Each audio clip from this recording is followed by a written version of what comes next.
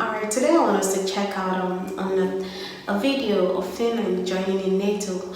Yeah, definitely we should also know, it's good to note that due to the invasion of Ukraine by the Russian government has led so many neighboring countries to go into the preparation of a high self-defense, especially Finland, Sweden, and the Nordic countries that shares close border with Russia. So today we're going to check out a video that explains the readiness of Finland for war should Russia ever try to invade her. Due to the invasion of Ukraine by the Russian government, the neighboring countries have taken upon themselves the decision to prepare for war at any time, and definitely practically you can go to sleep when you know that you're lying next to an enemy. So this has kept the spirit of resilience alive in the Finnish people, which has led into the high defensive techniques, equipment, and everything that has been put in place, for the security of her people. So let's dive in. Russia's neighbours are rethinking their security. Finland has an 800-mile border with Russia, and the country has always put security and defence first. It's always on standby for an invasion. So why is Finland always ready for a war? And how has Russia's invasion of Ukraine shifted the nation from neutral to NATO? We're going to talk about Finland's history and how Vladimir Putin's invasion of Ukraine has ripped up Helsinki's relationship with Moscow, meaning that Finland is now joining NATO, a truly historic decision that has not been taken lightly. But firstly, you need to understand just how prepared for any conflict Finland really is. Its defence planning has been in place for decades. They call it comprehensive security or total defence strategy. The state, society and the people are ready to defend against invasion. And one key part of this is conscription. While most European countries have stopped compulsory national service, Finland still uses it.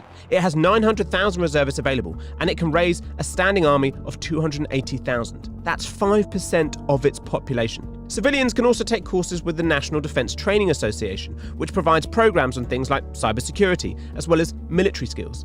Following the invasion of Ukraine, applications for courses with them went up tenfold, with the two most popular being shooting range training and anti-tank courses. And it's not just the people who are ready and prepared. Finland's infrastructure is built for defence and conflict. So basically all the residents have their designated bomb shelters. There's always someone kind of responsible for the preparedness measures. Finland has 54,000 civil defence shelters that have space for 4.4 million people, most of the country's population.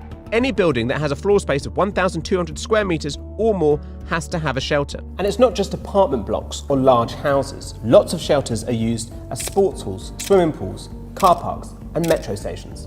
Every bridge in Finland is built so it can be rigged with explosives and demolished quickly to slow an advancing invader.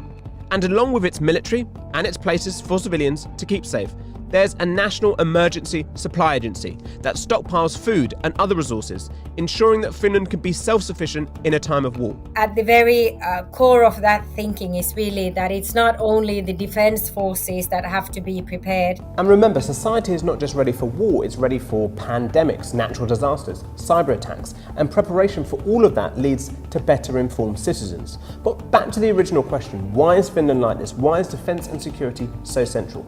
Well, who better to ask about Finnish history than the Finnish ambassador here in the UK? When you look at the map and where we are on the European map and where we were in relation to the sides of the Cold War, it is quite understandable that our situation was rather sensitive and precarious even. It comes back to Finnish history, particularly with its neighbour, Russia. Finland is a really modern country in the sense that it's only been independent for a century. Before that, it was part of the Kingdom of Sweden for hundreds of years, and then it became part of the Russian Empire in 1809. The Grand Duchy of Finland was a vital trading route for St. Petersburg, Russia's window to the west. But Finnish nationalism grew, and after the Russian Revolution, the country declared its independence in 1917. But the new nation and its population still feared its Russian neighbour, and they were right to. Peaceful Finland, that distant northern country of lakes and fjords, of sailing ships and summer bathing beaches, has been invaded and bombed. In 1939, just 20 years after independence, the Soviet Union invaded Finland. But, in seems reminiscent of Ukraine today, the Finns defied a much bigger army and prevented a quick victory. And Helsinki continues to defy Stalin. Soviet planes are shot down and their wreckage litters the ground in many towns and villages. A few months later, a peace treaty was signed. 24,000 Finns had been killed, but estimates suggest Soviet losses of 131,000 soldiers. If that outcome was a source of pride for Finland, what they did next left a dark mark in their history. 2 days after Finland regrettably decided to throw in her lot with the Nazis in their fight against the Soviet, Finland allied itself with Nazi Germany. When Hitler invaded the Soviet Union in 1941, the government allowed the Germans to station themselves in their country. Finland managed to maintain its sovereignty despite the war, but it came at a cost, losing land to the Soviets and having to work with the Nazis. For the Finns, they remember that when the Soviets first invaded, they asked the Western powers for help and aid, but none came. The Winter War really reminded of the situation in Ukraine in many ways. There was a media reporting on the courageous fight of a small Finnish nation at the time.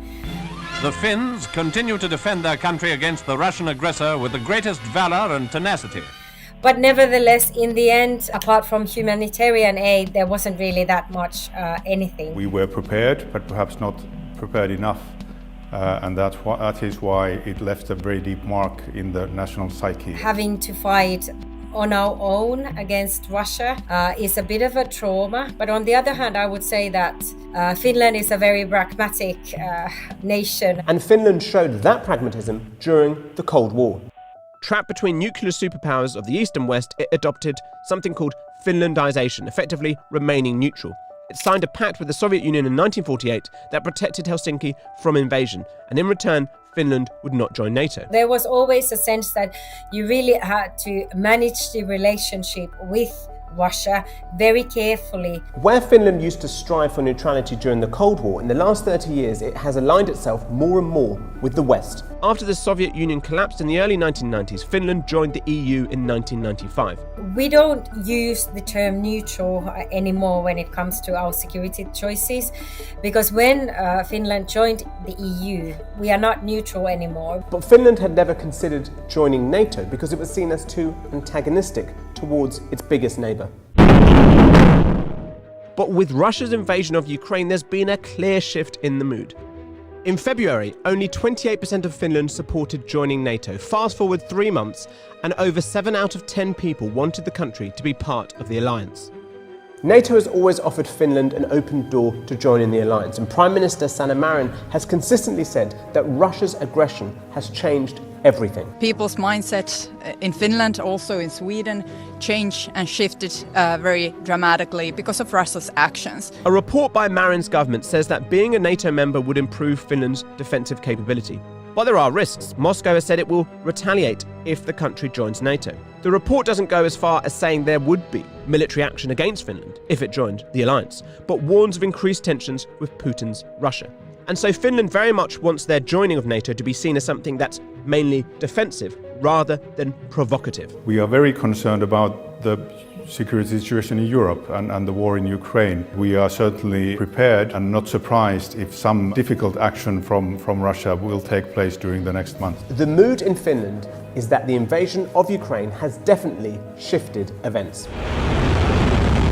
And Russia's threats of using nuclear weapons Finland can't really defend against, have strengthened the calls for NATO membership. But joining NATO doesn't mean that Finland will replace its total defence strategy. This is a nation roughly the size of Germany, but with 70 million fewer people. It has always felt a need to protect its territory from far more powerful neighbours.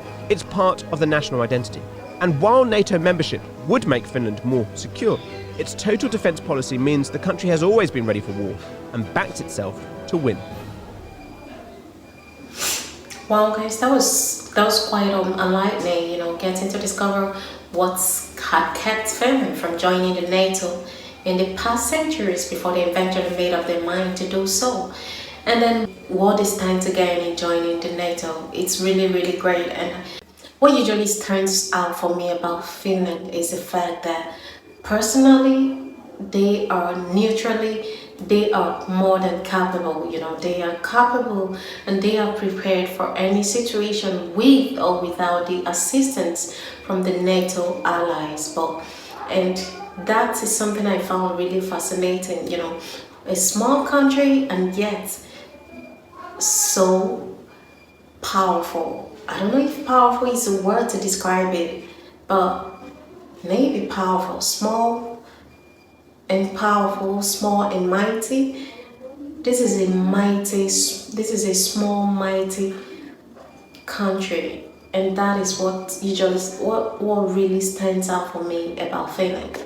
Thank you so much for tuning in, and thank you for staying with me. Please do let me know if there are more to this than portrayed, and if you have any video you want me to check out, put it right down there in the comment section. And if you're new here, don't hesitate to give this video a thumbs up, share, and subscribe for more so you don't miss out whenever I upload my new videos. I'll see you again in the next one. I remain your girl, Lauren. Bye.